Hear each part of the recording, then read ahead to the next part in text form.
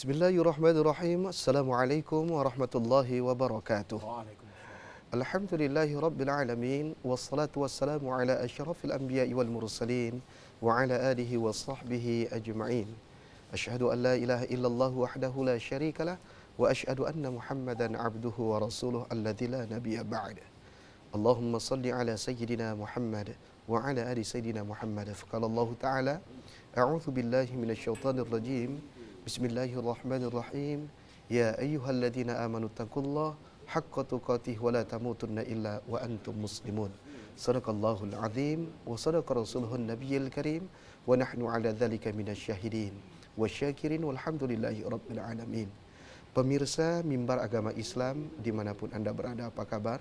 Semoga dalam keadaan sehat walafiat. Begitu juga dengan keadaan keluarga besar kita, mudah-mudahan terus dalam lindungan Allah Subhanahu wa taala. Dan kita selipkan doa untuk keluarga kita, untuk saudara kita yang ada di Palestina. Semoga Allah Subhanahu wa taala terus memberikan ketabaan, kekuatan sehingga tercapailah kemerdekaan negara Palestina. Amin ya rabbal alamin. Pemirsa Mimbar Agama Islam yang dirahmati oleh Allah Subhanahu wa taala. Hari ini di hari Kamis yang penuh dengan keberkahan di tanggal 23 Jumadil Awal 1445 Hijriah atau bertepatan pada tanggal 7 Desember 2023. Topik pembahasan kita sangat menarik sekali, yakni integritas sholat dan teologi lingkungan. Insya Allah akan dikupas tuntas oleh pakarnya, yakni Al-Ustadz Al-Mukarram Dr. Jamiluddin Marpaung MA. Kita sapa beliau. Assalamualaikum Ustaz. Waalaikumsalam warahmatullahi wabarakatuh. Kaifa halukum Ustaz? Sehat Ustaz? Ana bi khair wa anta? Alhamdulillah, ana bi khair. Apa kesibukan hari ini Ustaz? Alhamdulillah, mengajar, kemudian mempersiapkan segala sesuatu untuk program kerja di pemerintahan. Masya Allah, semoga terus bermanfaat di tengah umat Ustaz. Masya Allah. Dan topik yang kita angkat ini jarang kayak diangkat Ustaz, tentang kaitan sholat, kemudian kaitan dengan lingkungan dan lain sebagainya. Insya Allah nanti akan Ustaz kupas tuntas ya insya Allah. Nah, pemirsa yang dirahmati oleh Allah Subhanahu wa taala, kajian kita di Mimbar Agama Islam agar semakin barokah, kita dengarkan lantunan ayat suci Al-Quran yang akan dibacakan oleh qari kita Al-Ustadz Alfi Syahri. Beliau insya Allah akan membacakan Quran Surah As-Saff ayat 1 sampai dengan 4. Kepada Al-Ustadz kami persilahkan dengan segala hormat. A'udzu billahi minasy syaithanir rajim.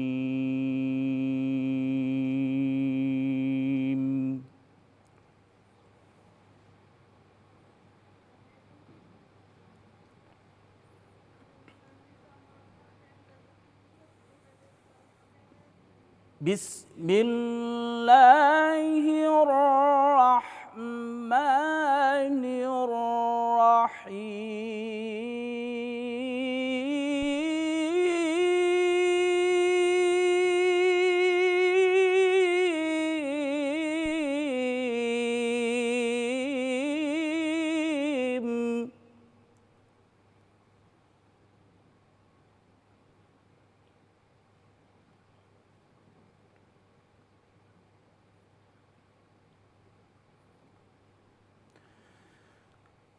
Sabbaha lillahi ma fis samawati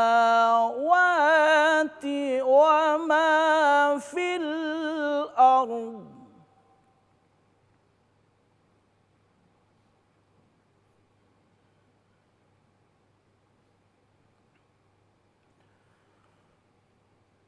Wa huwal azizul hakim.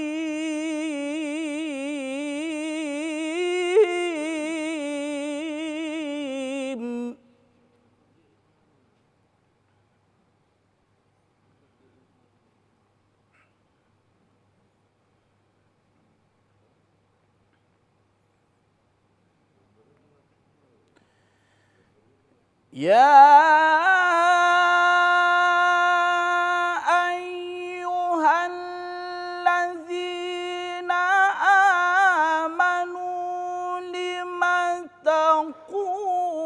تقولون ماذا تفعلون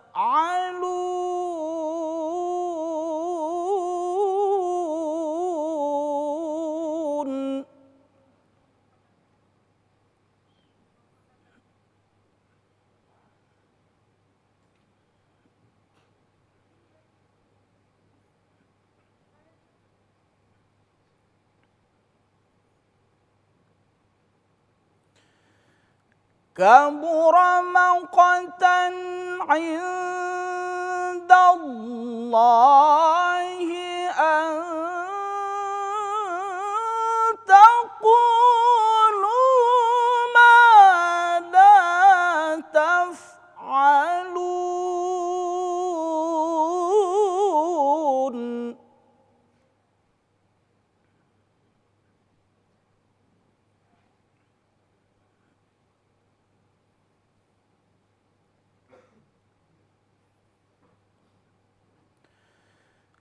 سبح لله ما في السماوات وما في الأرض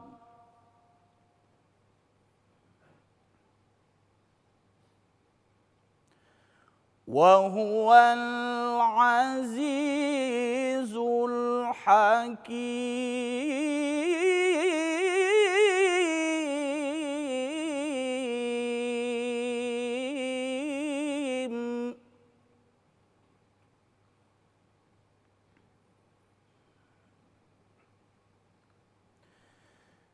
يا أيها الذين آمنوا لم تقولون ما لا تفعلون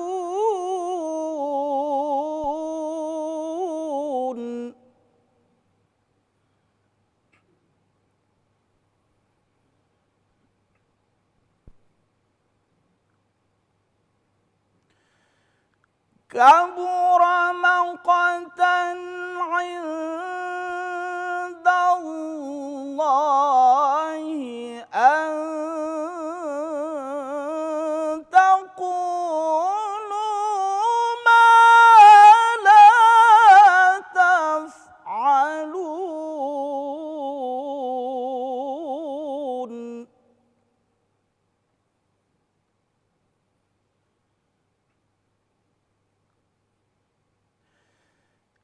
إن الله يحب الذين يقاتلون في سبيله صفا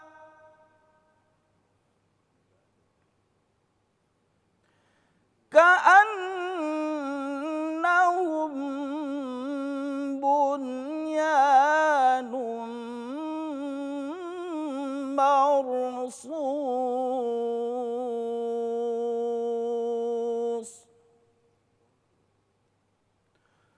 صدق الله العظيم.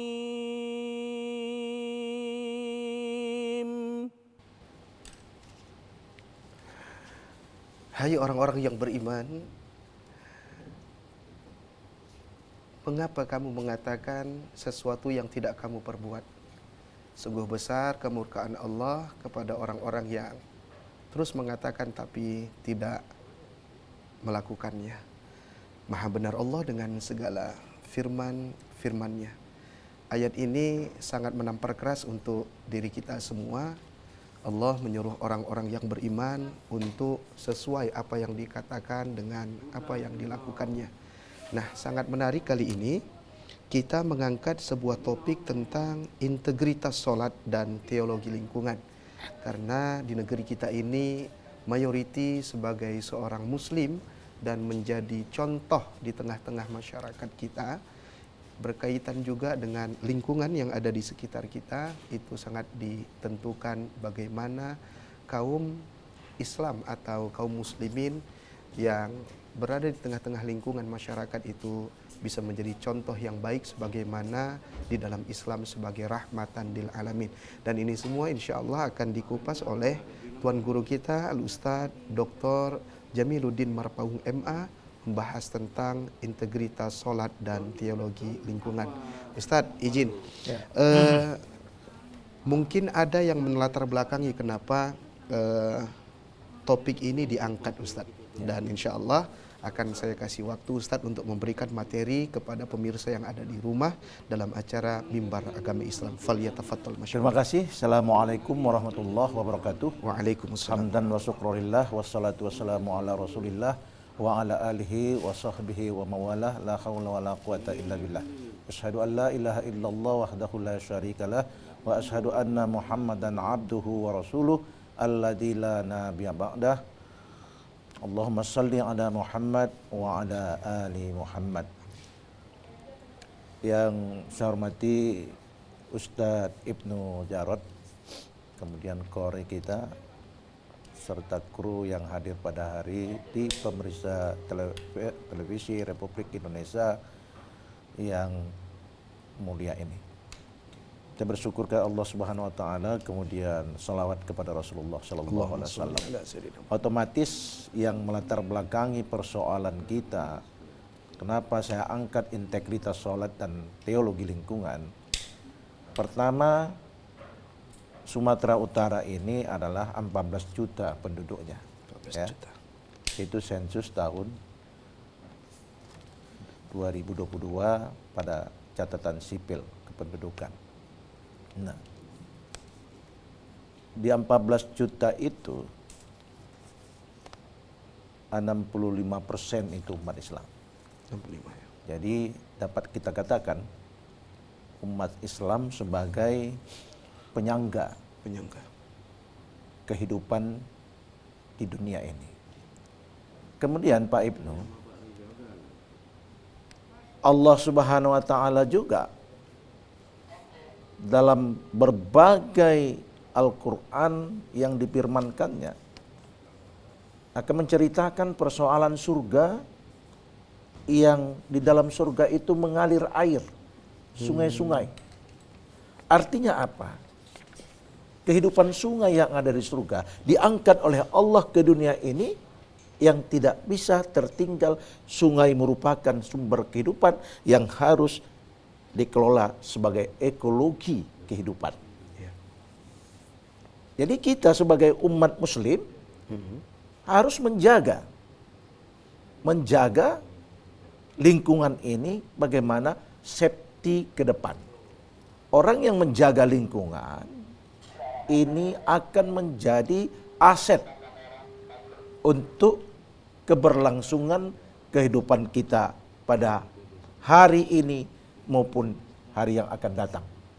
Nah, oleh karena itulah para pemirsa TVRI Medan yang dimuliakan Allah Subhanahu wa taala, kita lihat konteks Al-Qur'an menyatakan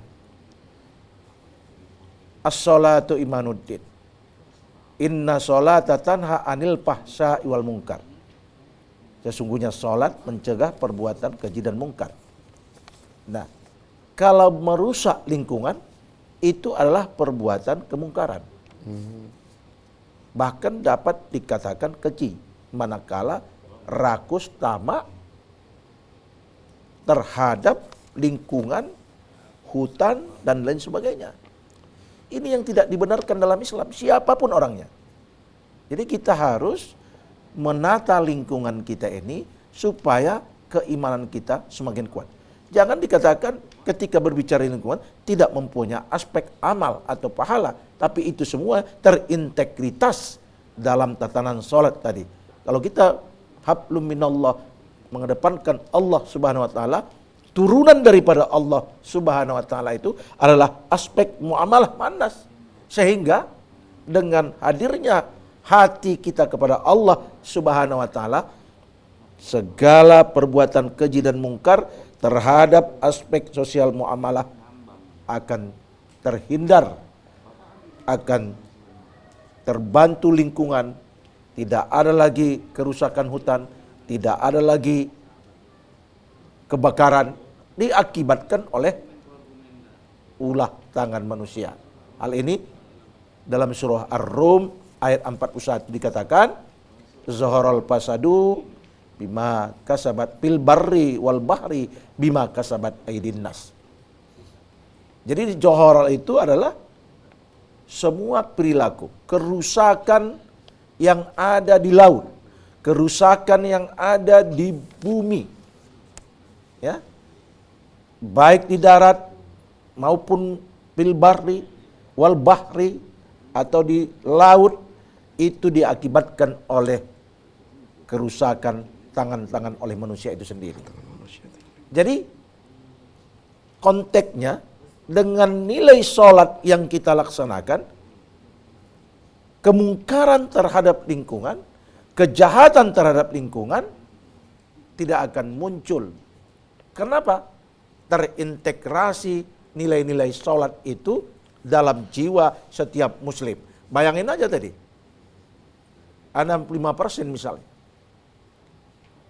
Kita tidak pernah menghitung per kepala menurut catatan kependudukan. Nah, dari 14 juta penduduk Sumatera Utara, mayoritas muslim di dalamnya. Bila mana muslim menjaga tatanan lingkungan dengan konteks teologi ketuhanan kepada Allah Subhanahu wa taala, maka lingkungan tidak rusak, tidak ada lagi sampah yang tersumbat. Drainase hari ini sudah diperbaiki, semua bagus, sungai-sungai sudah 64.000 diperbaiki oleh pemerintah Kota Medan. Kan luar biasa. Kalau Pak Ustadz Ibnu lewat dari Mustang Jalan Polonia, itu pinggiran kali itu sudah bersih semua. Bersih ya. Inilah program pemerintah. Dengan bersihnya lingkungan kita, maka udara pun semakin baik. Nah, catatan PBB hari ini, tadi pagi diberitakan, itu hampir 7 juta mati akibat pemanasan global, iklim yang tidak bagus. Maka hari ini kita khususnya di Sumatera Utara, umumnya Indonesia, mari semua komponen lapisan masyarakat harus memperbaiki lingkungan. Dengan nilai-nilai sholat tadi. Masya Allah. Iya. Nah, begini Ustaz. Tadi kita mengkaitkan sholat dengan lingkungan. Nah, banyak juga kita lihat orang-orang yang sholat, tapi terkadang tidak peduli juga dengan lingkungan, masih membuang sampah sembarangan, kemudian masih juga mungkin ada melakukan hal yang negatif dengan lingkungan. Nah, sholat yang bagaimana ini Ustaz? Mungkin kita dudukkan dulu nih dari integritas sholat, dan nanti kita akan membahas juga tentang lingkungan. Itu sholat yang bagaimana? Silakan. Ya, karakter manusia secara psikologi sosial tidak akan bisa bagus begitu saja kalau pedoman yang dia lakoni itu tidak spesial untuk dia. Artinya begini, nah, banyak umat Islam yang sholat ke masjid, tapi pulang dari masjid ada juga nyolong sandal. Ada. Nah, integritas ini tidak mampu. Jadi sholat yang bagaimana bisa mengedepankannya? Ya, inna sholata tanha anil fahsya'i wal munkar tadi. Artinya hanya firman Allah, ayat-ayat Allah yang dibacakan, tapi tidak meresap, tidak terintegritas dalam konteks kejiwaannya. Jadi untuk mengatasinya itu, ini perlu pembinaan. Pembinaan baik mulai dari PAUD, SD, SMP, SMA, perguruan tinggi, dan ini harus dibina lagi, dibimbing lagi jamaah kita semuanya. Karena masih banyak orang berpikiran sholat itu hanya sebatas kerja rodi, tidak nyatu. Sholat itu tidak wajib, tapi sudah menjadi kebutuhan. Kalau wajib itu yang kita katakan tadi, hanya menganggap sepele. Karena dia hanya sebatas wajib. Habis laksanakan sholat wajib, akhirnya untuk kekhusyukan pun tidak terwujud, karena tidak nyatu, tidak butuh dia. Jadi kalau kita sebagai orang yang beriman kepada Allah Subhanahu wa taala, sholat itu level itu punya level, punya tingkatan. Tidak lagi hanya tingkat wajib, tapi sudah meningkat kepada butuh. Ibaratnya kalau tak makan lapar. Iya. Kalau nggak sholat macam gatal badan kita nih semua. Seperti itu. Iya. Ketika sholat, lapang dada, lapang langkah, lapang otak. Kenapa? Itu adalah nutrisi yang diberikan Allah untuk jajaran mulai ujung kaki sampai ujung rambut. Allah berikan nutrisi, nilai-nilai sholat itu terkandung dalam jiwa kita. Siap Ustaz. Kita tahan dulu Ustaz. Oke. Tadi jadikan sholat sebagai kebutuhan. Nah, bagaimana pula menjadikan sholat itu sebagai kebutuhan bukan hanya sebagai kewajiban? Insya Allah akan kita bahas setelah tayangan berikut ini masih dalam acara Mimbar Agama Islam.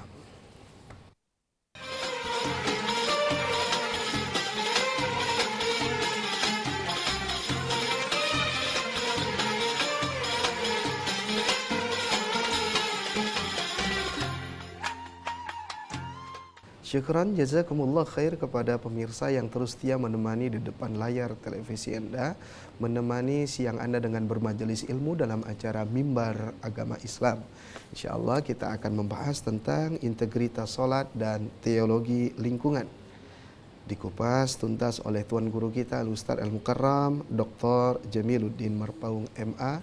Alhamdulillah tadi pembahasan kita sudah sampai di menjadikan sholat itu sebagai kebutuhan. Nah, bagaimana pula menjadikan sholat itu sebagai kebutuhan?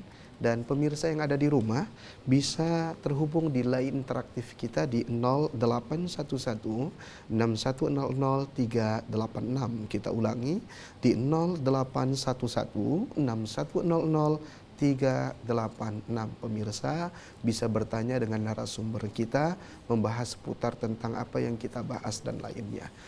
Ustadz, tadi kita terhenti, tadi kan kita sholat yang bagaimana yang terintegritas dengan lingkungan tadi, sehingga dia menjadi pribadi muslim yang sholatnya bagus, sehingga dapat menjaga lingkungan.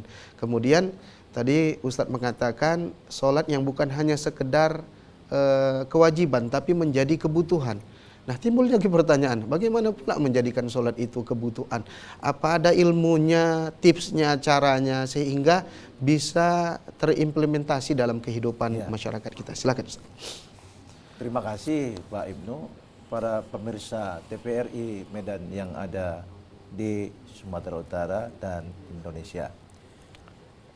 Alhamdulillah dari pertanyaan Pak Ibnu ini sangat terbuka ruang bagi kita untuk menjelaskannya. Dari yang wajib, yang tahu masyarakat Islam itu sholat adalah wajib, Kewajiban. kan begitu. Ini tingkatan di awal ini. Awal. Tapi kalau orang sudah mendalami keilmuan itu, usuluddin namanya, ini akan menjadi tidak lagi level wajib, tapi dia sudah meningkat menjadi kebutuhan. Bagaimana cara untuk meningkatkan kebutuhan bahwa sholat itu kebutuhan? Karena begini, kita yang perlu kepada Allah Subhanahu Wa Taala, bukan Allah yang butuh sama kita. Itu satu ya. Coba dulu dinilai dulu ya bahasa kita nih, kalimat saya ini. Allah tidak butuh kita, tapi kita yang membutuhkan Allah Subhanahu Wa Taala. Karena kita butuh kepada Allah Subhanahu Wa Taala, maka kita meningkatkan sholat kita itu tidak lagi level wajib, tapi sudah meningkat menjadi tingkat butuh. Kalau tidak butuh, bagaimana? Kenapa makan orang butuh? Jadi sholat itu udah naik dia setingkat derajatnya. Tidak hanya mengejar pahala, tapi kita sudah mendekatkan diri kita kepada Allah Subhanahu Wa Taala melalui sholat yang diperintahkan kepada manusia. Dengan diperintahkan sholat kepada manusia, bagaimana Rasul menjemput sholat dari Masjidil Aqsa ke Sidratul Muntaha, dari Sidratul Muntaha menerima perintah sholat, kemudian dalam waktu sesingkatnya Rasul menjelaskan kepada para sahabat dan keluarganya betapa butuhnya sholat itu disampaikan oleh Rasulullah kepada para sahabat. Butuh bukan lagi wajib, tapi tingkat kebutuhan sholat itu wajib itu sudah meningkat menjadi butuh. Kalau bahasa literalnya kita lihat, sholat memang wajib dalam artian bahasa. Tapi dalam artian sufistik, sholat itu sudah menjadi tingkat makom kepada butuh. Jadi dengan butuhnya kita sholat, ini akan menetes terintegritas nilai-nilai sholat itu dalam prospek kehidupan sosial kita. Termasuklah teologi lingkungan. Kenapa teo? Teo Tuhan, logi ilmu. Iya. Ilmu ketuhan dan lingkungan hidup. Karena kita mengambil dari kerangkanya Allah Subhanahu wa taala yang menyiapkan semua lingkungan di surga. Iya. Di surga ada sungai. Iya. Air yang mengalir, khalidina fiha. Kekal kita selama-lamanya. Di dunia ini ada sungai. Ada. Dan orang pada hakikatnya senang berangkat ke sungai. Iya. Berapa kilometer dia lewati hanya untuk mendatangi aek Sirahar di Semoga. Aek si biru-biru yang ada di daerah Sibulagi. Bukit Lawang di Bukit Bohoro. Lawang. Hanya untuk mendatangi air. Bahasa Bataknya aek. Air. Bahasa agamanya al-ma'un. Coba. Hanya mendatangi air. Performen daripada sorga diambil Allah, dibawa Allah sedikit sorga itu ke dalam konteks keduniaan. Inilah yang harus kita jaga. Kenapa di sorga kita tidak perlu memelihara? Memang sudah ada pemeliharaannya. Iya. Dunia banyak yang berbuat, tidak kita saja, karena kehidupan terkontek di situ semua, terintegritas baik manusia maupun tidak manusia. Artinya makhluk lain membutuhkan kehidupan, maka seorang yang beriman dan melaksanakan amal soleh, saya yakin, hakul yakin saya, akan terpelihara lingkungannya. Contoh, orang enaknya saja buang sampah ketika bawa mobil. Iya. Sering kita jumpa. Sering kita lihat, Iya. membuang sampah sembarangan tempat. Padahal di mobil tuh buatkan tempat sampah. Selesai kita makan di dalam mobil, buatkan tempat sampahnya. Nanti pada tempat sampah yang pada saat tempatnya, buangkan sampah itu. Tapi perilaku ini belum terintegritas. Makanya kita angkat hari ini. Harus kita perbanyak juru ceramah, penyuluh agama seperti ustadz, kemudian majelis ulama. Iya. Ini menyampaikan pesan-pesan teologi lingkungan ini kepada umat manusia. Karena memang jarang diangkat nih Ustaz. Ini dia. Nah, jadi jangan kita disalahkan senantiasa. Kerakusan, ketamakan. Tadi kan Allah katakan bahwa kerusakan di dunia, kerusakan di darat, kerusakan di laut, ini dikarenakan ulah tangan manusia yang tidak ada habis-habisnya. Sudah dapat satu hutan, mau dua hutan. Iya. Udah dapat dua hutan. Semua kalau bisa miliknya. Jadi orang di mana lagi tinggal? Ini yang menjadi persoalan kita. Maka oleh karena itu dengan siraman rohani, dengan judul integritas sholat dan teologi lingkungan ini sengaja saya angkat. Iya. Ini termasuk salah satu penelitian saya nih Ustaz. Masya Allah. Di S3-nya. Masya Allah. Ayo Ustaz. Terima kasih. Nah Ustadz, saat kapan itu kita menerapkan ketika kita mengingat tentang sholat kita dengan kehidupan kita di lingkungan kita tuh Ustaz? Itu pada saat kapan kita menerapkannya? Artinya gini Ustaz, kadang kita lihat di tengah-tengah masyarakat ini, macam tadi lah yang kita lihat, yang dari mobil dia membuang sampah sembarangan, kemudian dia itu seorang muslim. Apakah perlu juga diterapkan sebuah peraturan mungkin seperti di Singapura misalnya Ustaz, nggak ada yang berani orang buang sampah sembarangan. Atau nggak usah jauh-jauh, ada di sebuah kampus di Sumatera Utara, kalau dia buang sampah sembarangan itu akan mendapatkan denda. Apa mesti ada apa ya, sebuah peraturan seperti itu atau bagaimana? Saat kapan itu? Terima kasih. Iya. Itu dalam koridor regulasi pemerintah Iya. itu sudah dibuatkan itu undang-undangnya itu. Jadi semua peraturan-peraturan pemerintah itu sudah dibuat, hanya saja pelaksanaan, pengamalan, pengaplikasian di lapangan yang belum lagi. Nah, jadi pemerintah tidak bisa kita salahkan, regulasinya sudah dilaksanakan, hanya masyarakat yang harus kita bimbing. Nah, Kemudian sebenarnya kalau memang sholat itu sudah terintegritas dalam jiwanya, dia pasti otomatis akan memikirkan lingkungannya. Iya, Itu pasti. pasti ya. Dia tidak akan mau sembarangan. Iya, Bicara pun teratur. iya. Tapi inilah membina masyarakat ini tidak semudah membalikkan telapak Telapak tangan. tangan. Maka kita sebagai penghancur agama tidak pernah bosan. Kalau kita setback kembali kepada sejarah, luar biasa. Bagaimana Nabi Lut. Negeri Sodom itu adalah seperti kota Medan yang harmonis. Tapi Sodom berubah menjadi makna sesat. Iya. Akibat perilaku umat yang tidak bagus. Termasuk istrinya yang sebagai mucikari. Kenapa? Karena persoalan yang tak pernah dilakukan manusia, tapi kaum Sodomnya memperlakukan laki-laki suka dengan laki-laki. Iya. Akhirnya Allah murka. Ajab dikirim. Ajab dikirim oleh Allah sehingga negeri Sodom itu yang bagus menjadi terbalik. Daratan menjadi ke bawah, lautan ke atas. Itulah yang disebut dengan laut mati hari itu. Sampai hari ini. Di sebelah utara dari Palestina. Makanya kalau kita ceritakan Palestina itu, untuk babak selanjutnya, itu adalah kota dan tempat para nabi lahir. Iya. Kecuali Nabi Muhammad SAW yang lahir di kota Makkah. Selebihnya mereka lahir di sana dan orang umat Islam akan mempertahankan Palestina tersebut sampai kapanpun. Nah, oleh karena itu, apakah itu perbuatan bagus? Tidak bagus karena lingkungannya amoral, lingkungannya absurditas, brutal. Iya. Aturannya anak Nabi Lut, perempuan yang cantik-cantik, inilah kawini kalian.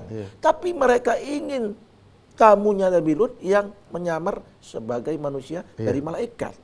Murkanya Allah akibat lingkungan tadi, lingkungan masyarakatnya adalah tidak menyukai perempuan, tapi menyukai laki-laki.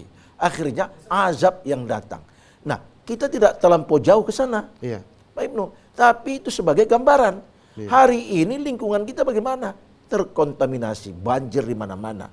Karena apa? Karena tersumbat drainase, sampah sembarangan dibuang. Nah, seharusnya tindakan kita sebagai penghancur agama ini dikampanyekan terus. Tidak hanya lagi cerita surga dan neraka itu oke, tapi di lingkungan ini pun perlu kita sampaikan bahwa integritas bila mana Anda melaksanakan sholat, maka jangan lupa nilai-nilai sholatmu itu mempengaruhi perilaku kita di dalam aspek sosial komunikasi di masyarakat. Masya Allah. Nah, itu dia. Pemirsa yang ada di rumah, di mimbar agama Islam yang dirahmati Allah, bisa terhubung di line interaktif kita ya, di 0811 6100 386. Kita ulangi di 0811 6100 386. Insya Allah kita akan menunggu pertanyaan demi pertanyaan dari pemirsa yang ada di rumah. Nah Ustadz, kalaulah ini sudah terjadi Ustadz, kalaulah ini sudah terjadi di tengah-tengah masyarakat kita, bagaimana mengembalikan kepada siratal mustaqim itu tadi Ustaz? Silahkan. Terima kasih ya. Ada dua aspek. Pertama yang baik, yang kedua yang jahat. Nah, bila mana terjadi di masyarakat kita, tapi kita lihat dulu frekuensinya. Iya. Seberapa banyak tingkatan perbuatan yang mencemarkan lingkungan, kemudian berapa banyak yang tidak, kan begitu. Tapi kalau saya lihat di kota Medan, Sumatera Utara pada umumnya tidak terlampau tinggi, hanya saja kita mempoles. Nah, andai kata terjadi ada regulasi yang diberikan oleh pemerintah, kalau dia illegal fishing misalnya, nah, mencemari laut, menebang hutan yang tidak jelas, ada tindakan hukumnya. Nah, kita jangan sampai dulu ke tindakan hukum, sholat nih diperbaharuinya, maka tingkat nafsu amarah, nafsu serakahnya itu akan terhindar. Kenapa? Sholat itu adalah mencegah. Iya. Filosofi daripada inna sholata tanha anil fahsya iwal mungkar tadi, Iya. ini diterapkannya, maka dia tidak lagi mengarah kepada kemungkaran, kejahatan, mengambil hak yang bukan dia, yang bukan punyanya. Nah, oleh karena itu, kalau ini terjadi juga di masyarakat, seseorang yang melakukan pencemaran lingkungan akan ditindak sesuai dengan ketentuan perundang-undangan yang berlaku di dalam suatu daerah atau negara itu sendiri. Kita menginginkan judul ini, Iya. integritas sholat itu mampu tersosialisasi ke dalam konteks kemasyarakatan. Ini dia yang harus kita upayakan, sehingga masyarakat lagi tidak macam-macam, Pak Iya. Ibnu. Nah, jadi habis dia sholat, dia tempatkan sesuatu pada tempatnya, kemudian di rumah dia tempatkan tempatnya. Kadang-kadang begini kita lihat, saya lihat pengembang-pengembang, terutama perumahan-perumahan Iya. di Properti. P36. Mereka tidak pernah memikirkan di mana letak pembuangan sampah, TPA. Tapi mereka hanya membangun rumah, tempat untuk pembuangan sampah, tidak dilakukan. Seharusnya integritas itu, kalau aku bangun rumah, ada TPA aku, ada seksi tank saya. Ada seksi tank, ada seksi sampah. Kan gitu dia. Sehingga tidak sembarangan. Jadi inilah kadang-kadang belum terpatron, belum terpatri kepada jiwa masyarakat muslim, khususnya di Sumatera Utara ini. Lebih khususnya, wabil khusus, Kota Medan, yang jumlah penduduknya 2.459 jiwa untuk tanggal 27 Mei 2022 menurut catatan Badan Kependudukan dan Statistik Daerah Kota Medan. Nah, ini yang saya amati, yang saya analisis, bagaimana bisa nilai sholat itu terintegritas ke dalam konteks kemasyarakatan. Nah, inilah butuh kesabaran dalam menyampaikan nilai-nilai sholat kepada masyarakat. Jadi tidak bisa kita ini lagi yang satu pokok saja, tetapi kalau saya memandangnya Pak Ustadz, Iya. sholat itu akan punya turunan semua aspek Iya, kehidupan. betul. Nah, inilah yang belum dipahamkan oleh masyarakat. Banyak masyarakat hanya memandang sholat itu hanya sebatas kerja rodi. Kewajiban. Selesai sholat, udah. Ada lagi sholat patu ayam. Ada. Nah, jadi kita tidak inginkan itu. Jadi sebagai penyuluh agama, sebagai ustadz, sebagai penyampai kebenaran, maka ini harus kita kampanyekan. Kita sampaikan kepada jamaah. Kita upayakan, kita bintek mereka. Bagaimana nilai-nilai sholat kita bisa teremanasi sampai atau terelaborasi sampai ke masyarakat. Ini yang menjadi persoalan hari ini yang belum terlaksana di masyarakat. Maka kita bahas hari ini supaya Ustadz ke depan melibatkan lingkungan itu, setiap ceramah harus kita sampaikan, baik di mimbar khotib. Masya Allah, menarik sekali Ustadz, menarik sekali. Mungkin tadi kita juga sudah menyinggung tentang jadikan sholat itu bukan hanya sekedar kewajiban tapi kebutuhan. Nah, mungkin sholat yang bagaimana, insya Allah Ustadz akan memperdalaminya. Mungkin ada juga di dalam Quran itu qad aflahal mu'minun alladzina hum fi sholatihim khushyu'un. Mungkin sholat yang khusyuk yang harus diterapkan dalam kehidupan kita. Insya Allah akan dibahas oleh Tuan Guru kita setelah tayangan berikut ini. Jangan kemana-mana, masih dalam acara Mimbar Agama Islam.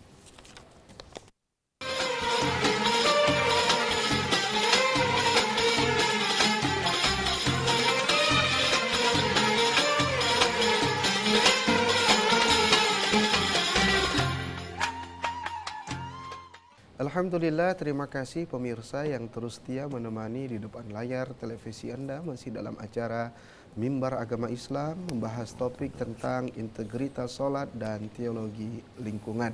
Bagaimana kita-kita yang sudah sholat ini dapat mencegah atau kita juga bisa menjadi seseorang yang dapat menjaga kebersihan, keamanan, kenyamanan lingkungan di dalam kehidupan bermasyarakat kita. Menarik sekali ini untuk menjadi topik pembahasan dan terus untuk diingatkan kepada masyarakat kita agar orang-orang yang beriman, orang-orang yang sudah sholat itu bagaimana dia tidak membuang sampah sembarangan dan menjaga lingkungan sehingga banjir tidak melanda, kemudian musibah demi musibah itu silih berganti tidak berdatangan di negeri kita yang kita cintai ini. Nah, Ustadz, dan kita beri kesempatan pemirsa ya di rumah untuk terhubung di line interaktif kita di 0811 6100 386 di 0811 6100 386.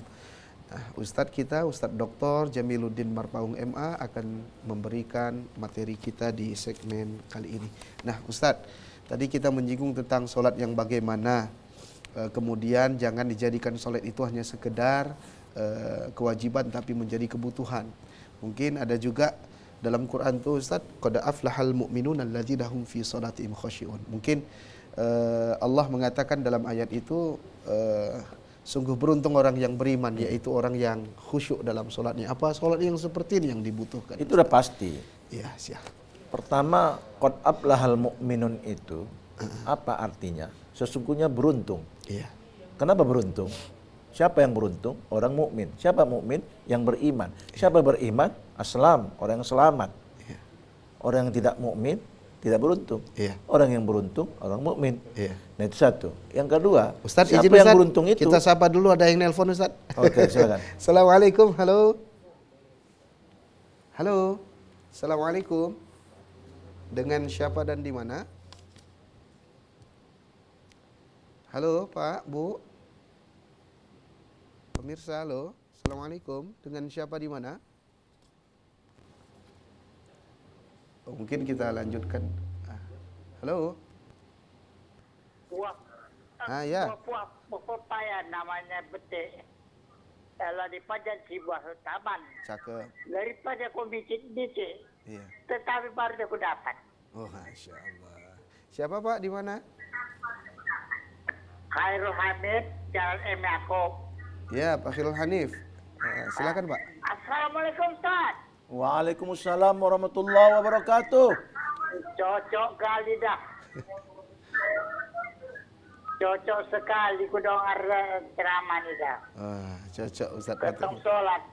Alhamdulillah. Ya, katanya pepatah. Nah, sholat itu mencegah kemungkaran. Iya, Katanya itu. katanya. Nah, sholat juga. Yo. Sembayang juga. Tunggak juga. Iya. Tapi muncul nih payah kayu jago. Oh, muncung payah dijago. Sudah pakai berjolbak. Itulah kamu omak kebanyakan. Tapi tak semua. Tapi nggak semua. Saya dengar pun sekarang baru terjadi, Ustaz. Iya. Terjadi tentang Nabi Lot. Iya. Nah, pertanyaannya. Pertanyaannya, baru saya dengar bahwasanya telah terjadi, kebetul saya Bilal, Ustaz. Bilal. Bilal. Jadi gini, Ustaz. Terdengar saya siaran TV tadi, telah terjadi suatu kejadian. Cuma malukannya ini, Ustaz, adalah anak Muslim sendiri di satu sekolah sekolah agama Islam. Iya. Ini bagaimana pendapat Ustaz? Siapa disalahkan?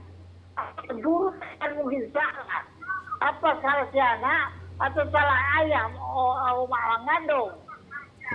Tolong Ustaz apa arahkan.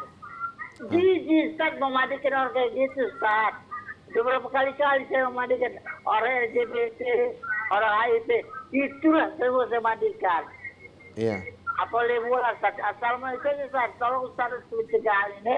Assalamualaikum. Assalamualaikum warahmatullahi wabarakatuh. Mungkin kenakalan remaja nih Ustaz, kenakalan. Madrasah aliyah negeri kan? Iya. Nah, kenapa? Ada problem sana Ustaz. Iya.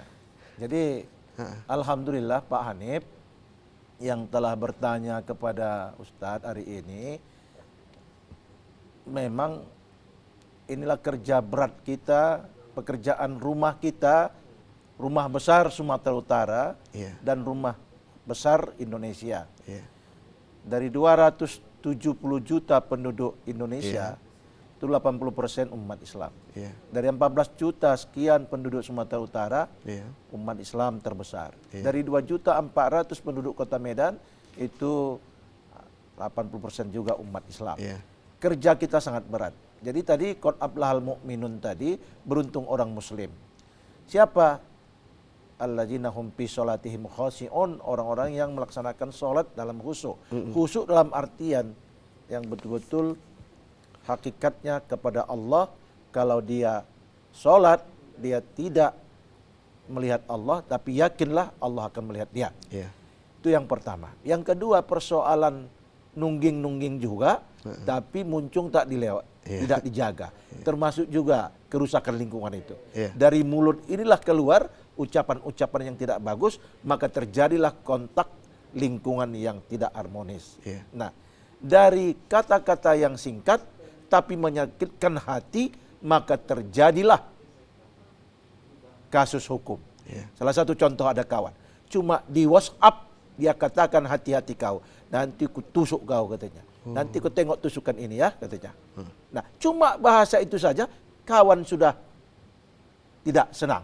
Iya. Dilaporkan karena ada undang-undang ITE. Iya. Nah, ini kan lingkungan tidak sehat, kan begitu. Iya. Maka harus lingkungan kita sehat. Kemudian kejadian beberapa hari yang lalu mungkin ya, saya tidak tahu pasti tanggalnya di mana, yang sampaikan Pak Hanif itu, mungkin Pak Hanif juga menonton, dipiralkan, memang viral itu. Ada salah seorang kakak kelas yang datang ke sekolah madrasah aliyah negeri di Kota Medan ini. Tapi mereka bully itu. Saya tidak tahu apa persoalannya, tapi bagaimana bisa ini terjadi? Apakah siapa salah? Apakah anak salah atau guru salah? Sebenarnya tidak ada yang salah. Yang salah itu diri si anak yang tidak mampu menginternalisasikan nilai-nilai sholat ke dalam dirinya. Sehingga yang ada nafsu salakah. Itu. Ustaz. Iya. Ustadz, ada waktu kita lebih kurang 2 menit lagi Ustadz. Untuk mungkin untuk menerapkan ini semua, upaya apa yang kita lakukan? Satu, apakah kita harus bermuhasabah, harus introspeksi diri, bagaimana menerapkan ini semua sehingga menjadi nilai yang positif di tengah-tengah masyarakat kita. Ya, Silakan. pertama, menerapkan nilai-nilai integritas tadi, setiap keluarga melaksanakan ibda binafsi dari diri sendiri. Seorang ayah sebagai pimpinan, dia wajib memerintahkan anaknya untuk meningkatkan sholat yang wajib menjadi kebutuhan. Tidak ada lagi persoalan yang lain. Itu satu, pembinaan mentalitas si anak ini tanggung jawab kedua orang tua di rumah. Bila mana rumah sudah selesai, maka ke masyarakat akan menjadi bagus. Iya. Jadi bagaimana kalau kita kaji kasuistis tadi, mungkin itulah terjadi kurang penerapan di dalam keluarganya sehingga terjadi kenakalan remaja di sekolah yang berbasis agama. Nah, yang kedua, pembinaan mentalitas oleh lembaga agama. Lembaga agama dan organisasi agama. Organisasi agama kita banyak, ya. Majelis Ulama Indonesia sebagai pembina. Kemudian Al-Jamiatul Wasliyah. Kemudian yang ketiga adalah Nahdlatul Ulama. Yang keempat adalah Muhammadiyah. Ini yang terbesar. Dan ini sudah menjadi soko guru sebagai pilar untuk meningkatkan nilai-nilai keberagamaan sebagai moderasi beragama di tengah-tengah umat yang plural ini. Iya. Saya pikir demikian Pak Ustadz. Ya Ustadz, Masya Allah, Tabarakallah. Jadi dua ini sangat diterapkan di tengah masyarakat kita. Setiap diri kita ini pemimpin dan insya Allah akan diminta pertanggungjawaban oleh Allah Subhanahu Wa Taala terhadap apa yang kita pimpin. Kemudian tadi pembinaan dari lembaga-lembaga yang terkait untuk memberikan terus edukasi kepada umat. Apalagi ini Ustadz yang menyangkut tentang integritas, sholat dan teologi lingkungan. Nah Ustadz, ada lebih kurang 1 menit Ustadz untuk memberikan close statement Ustadz pada kesempatan yang berbahagia. Pemirsa TPRI Medan yang dimuliakan Allah Subhanahu Wa Taala, sebagai closing statement saya pertama adalah mari sholat itu kita jadikan kebutuhan, tidak hanya sebatas kewajiban, tetapi kebutuhan tiap-tiap pribadi. Yang kedua, bermulalah dari diri sendiri, ibda binafsi. Ya. Yang ketiga, jangan engkau katakan yang tidak engkau kerjakan. Kau suruh orang sholat, tapi engkau sendiri tidak melaksanakan sholat. Berarti tidak terintegritas perintahmu itu dengan apa yang engkau suruhkan kepada sesamamu, atau istrimu, atau anakmu, atau masyarakat yang dimana Anda tinggal, khususnya di kota Medan, dan lebih khususnya lagi di Provinsi Sumatera Utara dan Republik Indonesia yang kita cintai ini. Yang ketiga, mari sama-sama kita jaga lingkungan kita. Pandanglah bagaimana sorga yang mempunyai lingkungan yang luar biasa harmonisnya. Ada sungai, ada minuman, ada buah-buahan. Dari sekeping surga itu dibawa oleh Allah Subhanahu Wa Taala ke dunia. Mari setelah sampai surga itu di dunia ini, mari kita pelihara, kita lestarikan lingkungan kita untuk generasi anak-anak kita ke depan, terutama generasi kita, kemudian ekologis yang ada di sekitar kita, termasuk makhluk hidup lainnya. Oke Ustaz, terima kasih Ustaz. Syukran. Assalamualaikum warahmatullahi wabarakatuh. Waalaikumsalam warahmatullahi wabarakatuh. Syukran, jazakumullah khair. Semoga Allah membalas dengan kebaikan dan semoga Allah terus melindungi Ustaz dan terus memberikan pencerahan di tengah-tengah umat. Al-Ustaz Al-Mukarram Dr. Jamiluddin Marpaung MA membahas tentang integritas sholat dan teologi lingkungan dan sudah memberikan pesan-pesan moral kepada kita, bisa kita terapkan dalam kehidupan kita. Ini saja mungkin yang dapat kami sampaikan dalam acara Mimbar Agama Islam pada siang menjelang sore yang berbahagia ini. Mudah-mudahan ada manfaatnya dan menjadi amal jariah untuk kehidupan kita.